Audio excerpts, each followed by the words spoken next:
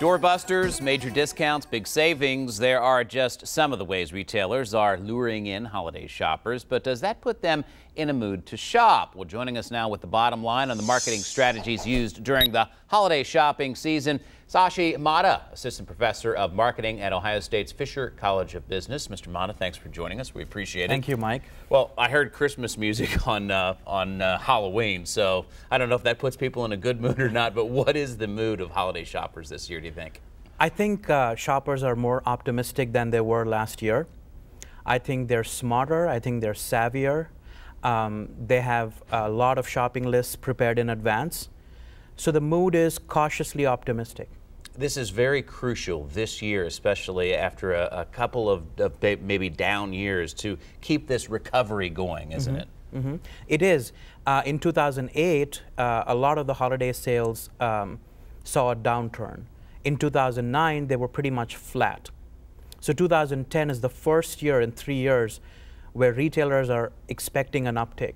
What kind of marketing will we see this year? What do retailers have to do, and do they have to keep changing with the times? I think they are. I think retailers are smart and they're changing with the times.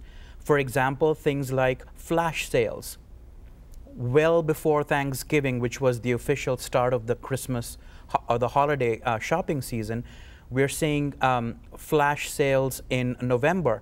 They put an artificial pressure by saying the sale is only available for 3 hours today. Mm-hmm. And these sales are starting in November. So forget about the Thanksgiving Black Friday sales. Sales have started early November, and things like mobile applications.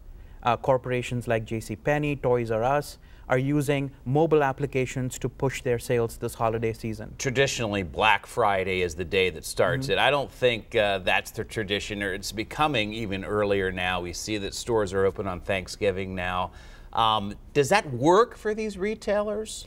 Well, some initial data suggests that it might be working. There is data that just got released about the first 2 weeks of shopping data in November. And that data suggests that compared to the same period last year, there's been an almost 30% increase in what consumers are buying in sales. And this could be because of all the factors we just talked about, the fact that sales are starting early, the fact that people are seeing Black Friday comparable deals even before Black Friday. Items like jewelry, which were pretty much flat or down for the last couple of years, which don't traditionally start heating up about 10 years prior to Christmas, are now showing a 30% increase from November last year. So things are working. And it makes you wonder, is there any overload at all? You know, a lot of people roll their eyes when they hear that Christmas music on Halloween.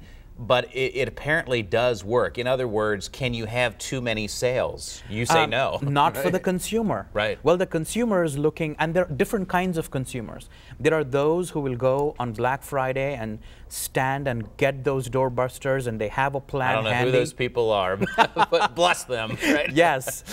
There are those who have shopping lists, and they're constantly online, and they're looking to grab a deal before or even after Black Friday. Mm-hmm. So Black Friday will morph into Cyber Monday, will morph into pre-Christmas sales. So it's just a long season starting from Halloween. And you have to really appeal to all types of shoppers. The deal getters are out there early. Yes, the procrastinators, like myself maybe, are out there late. So you got to continuously do this through the whole season. Absolutely. There are those who will trade off standing in line for about 5 or 6 hours to paying $20 extra. And that's exactly the mental calculations that are going on in a consumer's mind.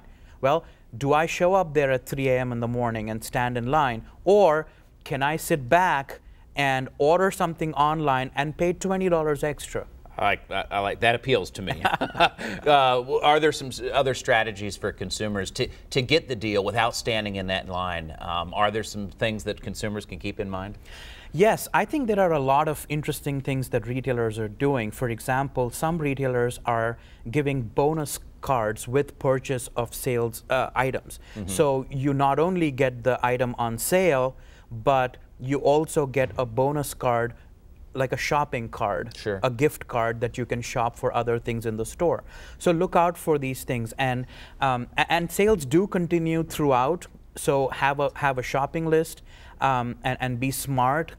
Look at how you can maximize your benefit without being frustrated. But I do think I will give shoppers a lot of credit. I think they're smarter.